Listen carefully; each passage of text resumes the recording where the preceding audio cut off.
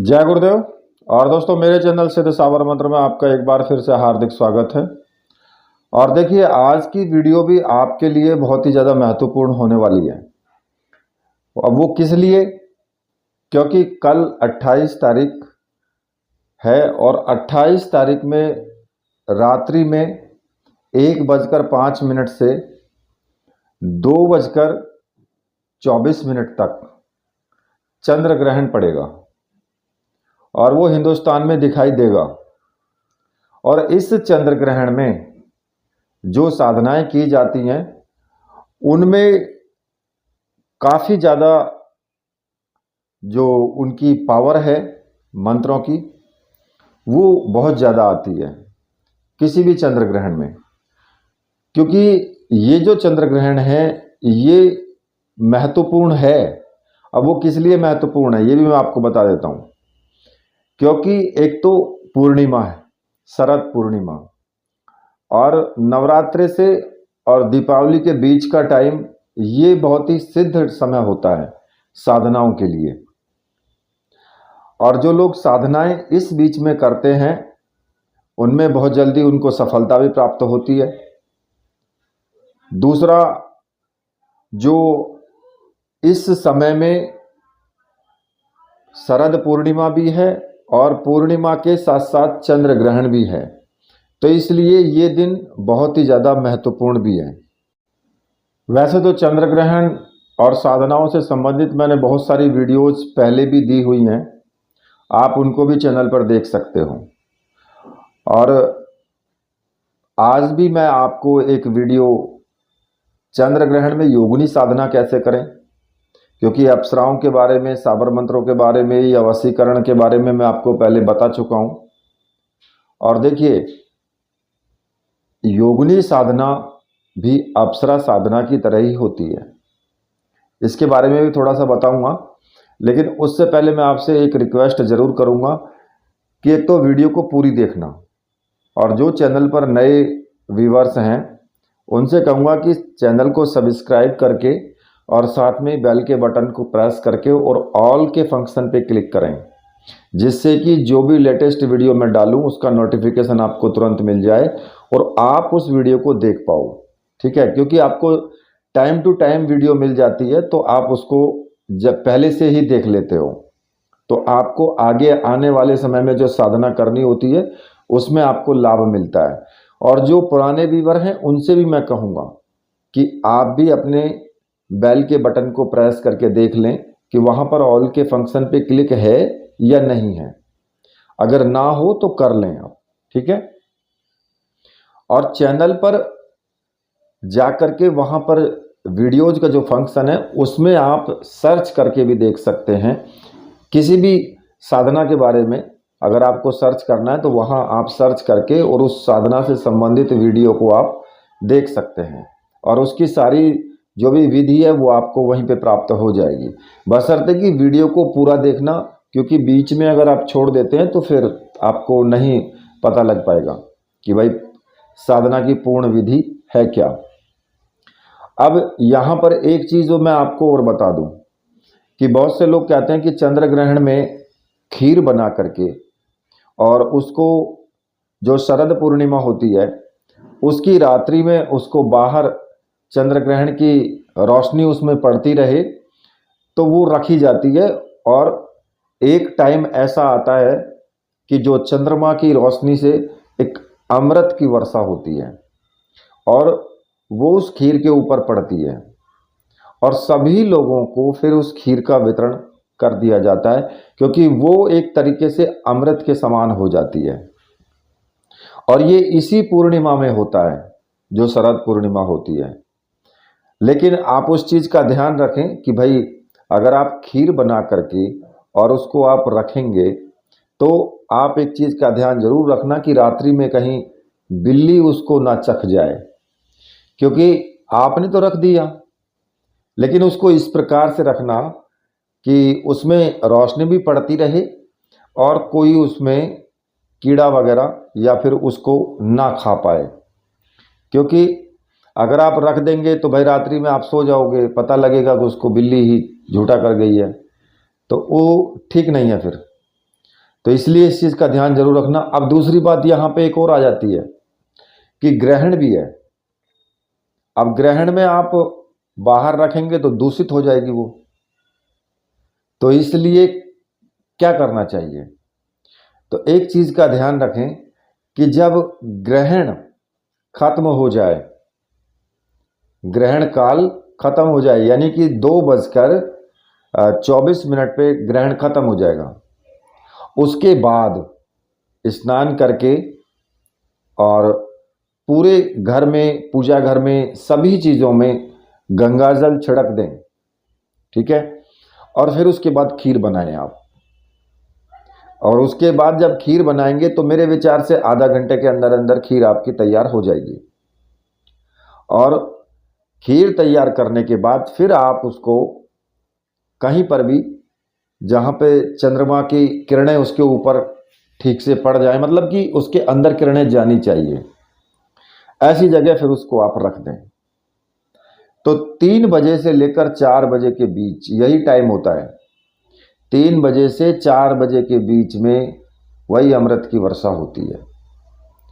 तो आप उस चीज़ को, जो आप खीर रखेंगे, उसको फिर अगर आप सुबह के टाइम खाते हैं, थोड़ा थोड़ा भी खा ले, तो एक तरीके से वो अमृत के समान होती है।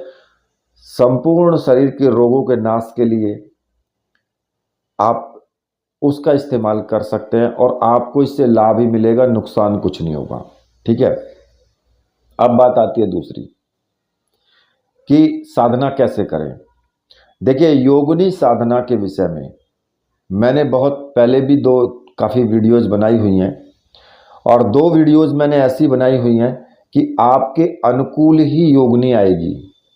मतलब कि अगर आप योगिनी साधना करते हैं तो आपके अनुकूल जो योगिनी होगी, कई बार ऐसा होता है ना, किसी व्यक्ति के अनुकूल तो कोई दूसरी योगिनी है, आद्य विभूषणी है, या फिर किसी दूसरे के लिए जो है छन्नमस्ता है, या फिर लंकनी, हाकनी, डाकनी, साकनी, ये सब योगिनियां ही हैं। तो किसी के लिए कोई दूसरी ज़्यादा अच्छी है, तो किसी के लिए कोई दूसरी ज़्यादा अनुकूल है। ऐसे ही मैंने अप्सरा साधना भी दी है कि अनुकूल अप्सरा ही आपकी साधना से खुश होकर के आएगी। और ऐसे ही योगिनी साधना अगर आप करते हैं तो योगिनी साधना में भी आपके अनुसार जो अनुकूल होगी वही आएगी। कई बार क्या होता है ना कि हमारे अनुकूल कोई योगिनी नहीं है, तो हम उस योगिनी की साधना करें तो वो हमारे लिए फलप्रद नहीं होती है और जल्दी से वो सिद्ध भी नहीं होती है।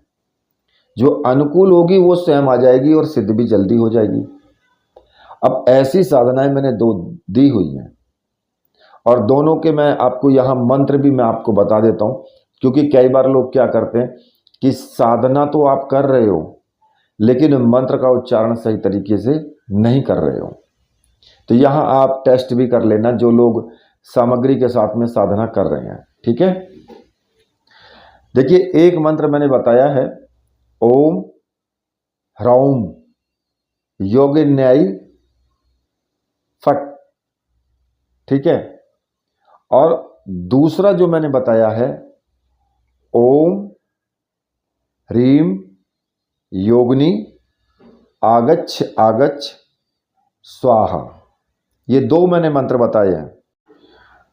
अब बिना चंद्र ग्रहण के तो मैंने साधना की वीडियोस दी हुई हैं चैनल पर, आप वहां देख सकते हो कि आपको साधना कैसे करनी है, ठीक है। और चंद्र ग्रहण में भी आप उसी प्रकार से साधना कर सकते हो, क्योंकि योगिनी का जो स्वरूप होता है वो बिल्कुल एकदम अप्सरा की तरह ही होता है। देखने में बहुत सुंदर होती है योगिनी, बिल्कुल अप्सरा की तरह होती है, लेकिन जो उसकी पावर होती है, पावर बहुत जबरदस्त होती है।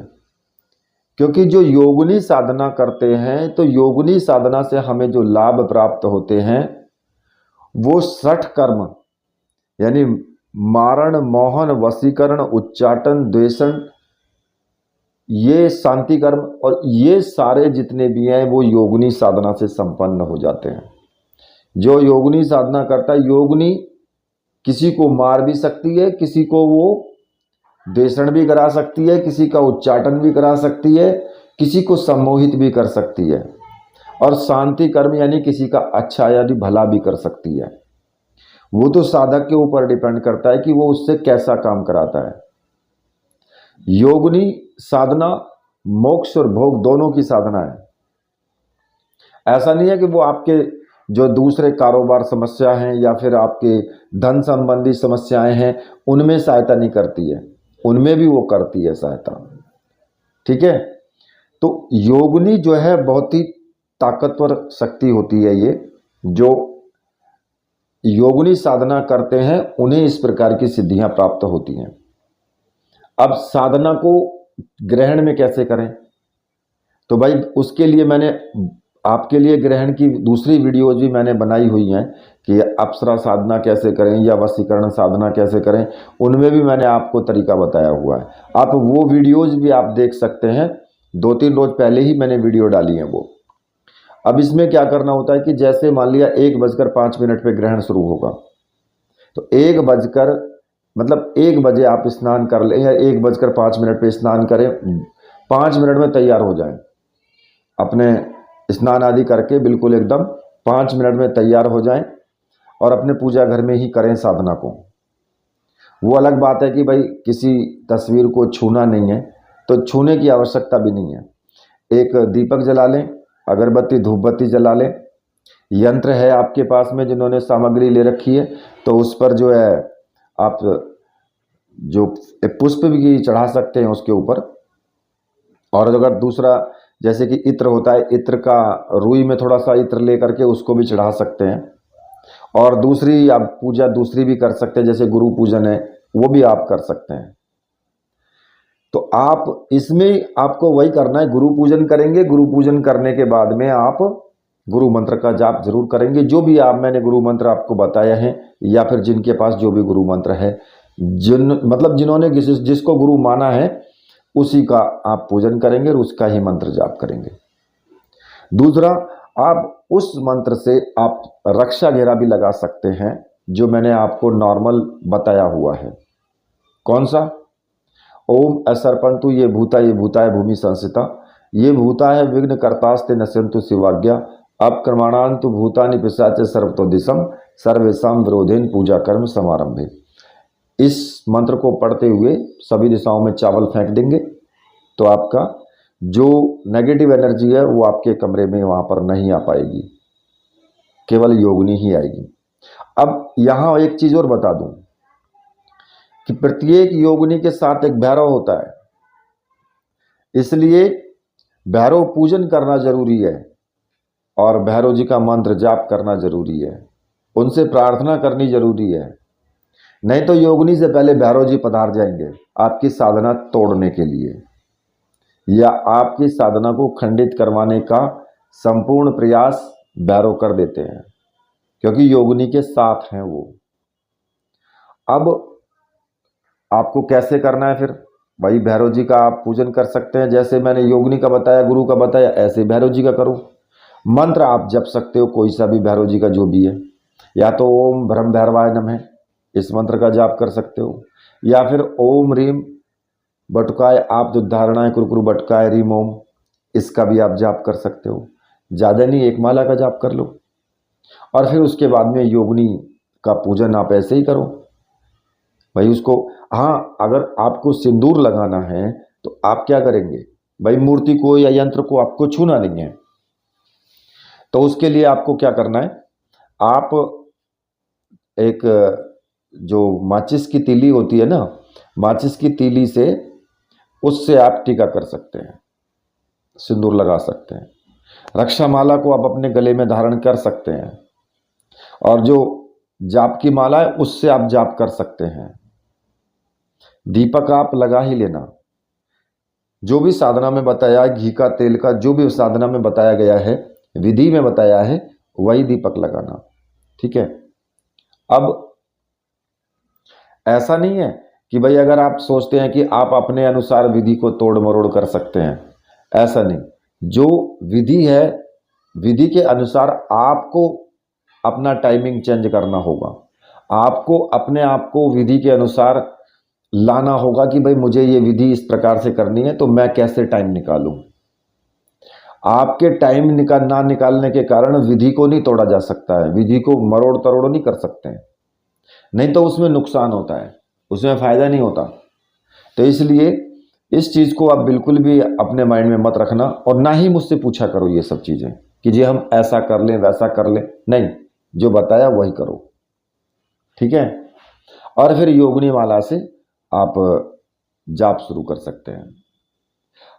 अगर कोई व्यक्ति नहीं कर सकता है, भाई उसके पास सामग्री नहीं है, मंगाई नहीं है उसने, क्योंकि जो सामग्री के साथ साधना कर रहे हैं तो उनको तो लाभ ज़्यादा होगा, और जो बिना सामग्री के करते हैं उनको लाभ भी कम होता है, प्लस जो सुरक्षा है, सुरक्षा में भी उसमें कोई ज़्यादा गारंटी वाली बात नहीं होती है। क्यों? क्योंकि जो हम सुरक्षा माला देते हैं या फिर आपको सामग्री भेजते हैं, उसमें सिद्ध सामग्री होती है, उसको मंत्रापुरित करके तब भेजा जाता है। तो उससे क्या होता है कि उससे आपकी रक्षा भी होती है, ठीक है। अब जब सामग्री आपके पास नहीं है, आप अपने आप ही अपने लेवल से साधना कर रहे हो, तो फिर वो तो फिर आपकी हेडक हो जाती है कि भाई आप इस साधना में किस प्रकार से आप सफलता प्राप्त करो, या लाभ हानि क्या आपको क्या मिलने वाला है। तो उसमें आप अगर बिना सामग्री के साधना कर रहे हो तो फिर आप बिना पूजन किए एक दीपक लगा लें बस, और फिर किसी भी माला से मंत्र जाप करें।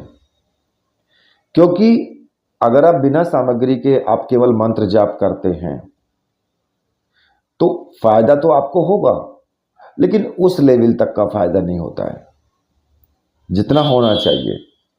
वैसे तो ग्रहण में एक माला का जाप करते हो तो 100 माला के जाप के बराबर होता है, ये भी सच्चाई है।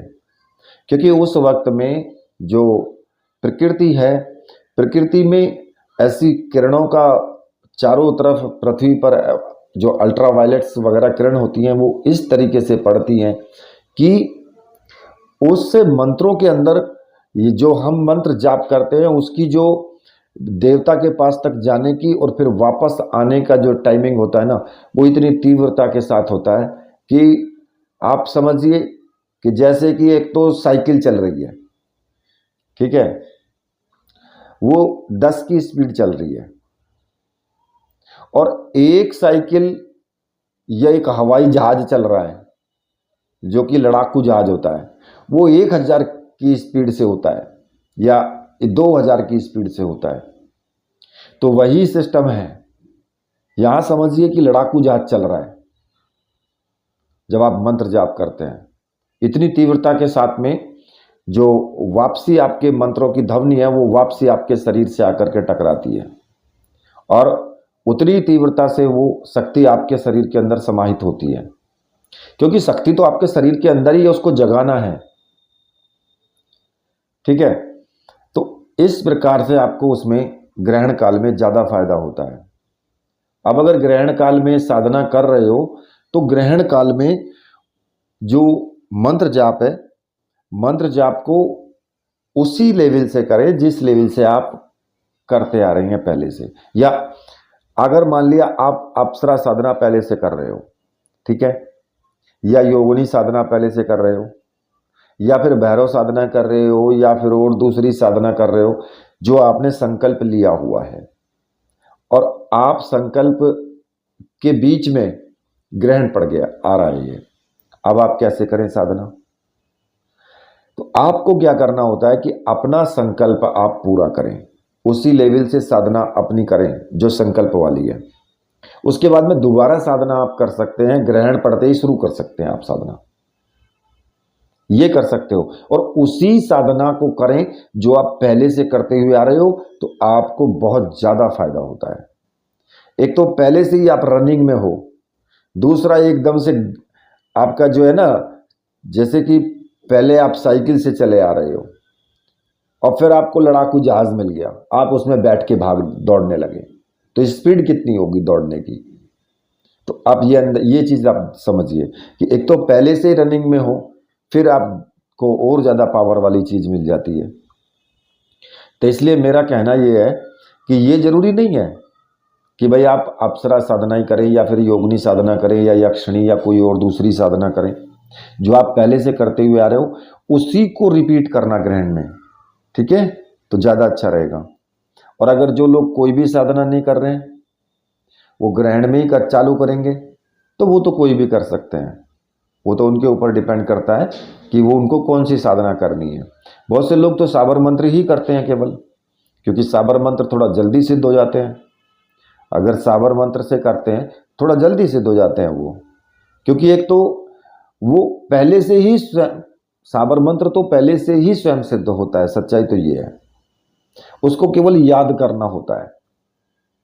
और याद वो कब होता है, जब आप उसका 1000, 2000, 10,000 बार जाप कर लेते हैं, तो इस प्रकार से वो रट जाता है कि एक बार आपने बोलना शुरू किया तो सिर्फ होठ ही हिलते रहेंगे, मन में ही भूल जाता है पूरा। तो वो पूर्ण रूप से सिद्ध होता है, ठीक है। तो इसलिए वो केवल याद ही करना होता है, बाकी तो सिद्ध होता ही है। और ग्रहण काल में अगर आप करते तो और भी ज़्यादा तीव्रता मिल जाती है, तो इसलिए वो जल्दी सिद्ध हो जाता है। अब दूसरी एक बात और बता दूं यहाँ पे कि अगर आपने ग्रहण काल से पहले कुछ मंत्र सिद्ध किए हैं, चाहे वो कोई भी मंत्र हो आपके, अगर वो आपने सिद्ध किए हैं, तो उन मंत्रों की भी एक एक माला आपको जाप जरूर करना चाहिए, क्योंकि उनमें शक्ति और आ जाती है और शक्ति भी उनमें बरकरार बनी रहती है। मान लिया कि कोई साबर मंत्र हैं जो आपने ग्रहण काल में पहले सिद्ध किए हो, तो आप उसी मंत्र का जाप करें, एक माला का जाप करें। मान लिया आपने 5 मंत्र सिद्ध किए पहले, तो एक एक माला का जाप आप उसका कर लें, और फिर एक छोटा सा हवन भी कर लें उसी टाइम में। भाई आम की लकड़ी रख लें, कपूर की सहायता से आग जला लें, थोड़ी सामग्री ले लें, दुकान पर मिल जाती है, ठीक है। एक बार मंत्र जपें, थोड़ी आहुति छोड़ दें उसमें, और 21-21 मंत्रों से आहुति प्रत्येक मंत्र की छोड़ दें, तो उनमें एक लेवल उनका पूरा हो जाता है, तो उसमें उसको और भी ज़्यादा आपको फायदा मिलता है, और उस मंत्र में पावर भी और ज़्यादा आ जाती है। बहुत से लोगों ने जो पीछे सूर्य ग्रहण पड़े थे, कुछ 1-2 सूर्य ग्रहण पहले पड़े थे, खैर डेट तो अभी फिलहाल में मुझे याद नहीं है, जो निकल चुके हैं, उसमें कुछ मंत्र सिद्ध किए थे लोगों ने, उसमें कुछ मंत्र किए थे। तो अब वो अगर नहीं हो पाए हैं सिद्ध पहले, क्योंकि जरूरी नहीं होता कि भाई एक ही ग्रहण में सिद्ध हो जाए, हो सकता है कि पावर थोड़ा कम आई हो, तो आप अगर इस ग्रहण में करते हैं तो आपको और ज़्यादा उसमें फायदा होगा, पूर्ण रूप से सिद्ध हो सकता है वो। तो इसलिए इस चीज़ का ध्यान रखें। अब मान लिया योगिनी साधना है, और योगिनी साधना करते करते आपके पास में अगर या अप्सरा साधना या यक्षिणी साधना, अगर ग्रहण के समय में अगर आपको प्रत्यक्षीकरण हो जाता है, तो फिर आपको क्या करना होगा कि भाई आपके पास फूल रखे हैं, ठीक है, क्योंकि माला जरूरी नहीं है कि माला सबके पास हो, फूल अगर आपके पास रखें तो फूल आप उनको भेंट कर सकते हैं, ठीक है। और अगर आपके पास कुछ भी नहीं है तो फिर आप उनसे प्रार्थना कर सकते हैं हाथ जोड़ करके, अगर योगिनी साधना है तो, ठीक है। लेकिन ऐसा जरूरी नहीं है कि भाई आप उनको भेंट करेंगे कुछ तभी वो खुश होंगी, नहीं, वो तो आपके जो मन है, मन के जो भाव हैं, उस भाव से ही खुश होती है। भाई अगर उसका प्रत्यक्षीकरण हुआ है तो खुश होकर के ही तो वो आई है आपके पास, आपसे खुश है तभी उसने आपको दर्शन दिए हैं। अगर खुश नहीं होती तो दर्शन ही क्यों देती वो। तो इसलिए वो चीज़ मायने नहीं रखती है कि आप उनको कुछ देंगे तभी खुश होंगी वो, नहीं, खुश होकर के तो वो आई हैं पहले ही, वो तो सिर्फ आपके ऊपर खुश हैं तो कोई दिक्कत ही नहीं है दूसरी चीज़ों की, तो इसलिए उसकी भी कोई आवश्यकता नहीं है। खैर, वीडियो मैंने आपको बताई दी है किस प्रकार से आपको करनी है, बशर्ते और भी वीडियोस मैंने दी हुई हैं इसके ऊपर, ग्रहण के ऊपर, आप उन वीडियोस को भी देख लेना, क्योंकि कुछ चीज़ें हो सकता है कि बच जाती हैं। अब बच कैसे जाती हैं? क्योंकि मैं कभी कॉपी पेंसिल लेकर के या फिर अपना पूरा डाटा बना करके तो मैं बैठता नहीं हूँ, मैं सिर्फ बोल रहा हूँ, बस सामने गुरुजी की तस्वीर देख रहा हूँ और बोल रहा हूँ आपके सामने। मुझे नहीं पता है मैंने क्या क्या बोला है, सच्चाई है, और जो बोल दिया वो बोल दिया, और वो सत्य भी है। तो इसलिए उन वीडियोज़ को भी आप देख लेना, हो सकता है उनमें मैंने कुछ और भी आपको गाइडेंस दिए हों, तो आप उनको भी एक बार देख लेना, ठीक है। इसी के साथ अब मैं वीडियो को यहीं पर समाप्त करता हूँ। मेरे साथ बोलिए, बोलिए वीर बजरंगबली हनुमान जी महाराज की जय, बोलिए मेरे परमहंस गुरुदेव की जय।